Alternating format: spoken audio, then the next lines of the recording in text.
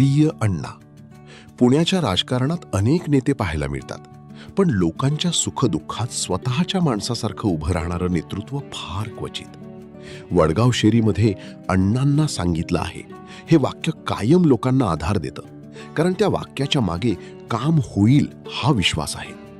संघर्षाच्या काळात कार्यकर्त्यांच्या पाठीशी भक्कमपणे उभं राहणं, एखाद्या सामान्य माणसाचा प्रश्न स्वतःचा समजून सोडवणं आणि विकास कामांमध्ये दर्जा व गती दोन्ही जपणं ही तुमच्या कामाची खरी ओळख आहे.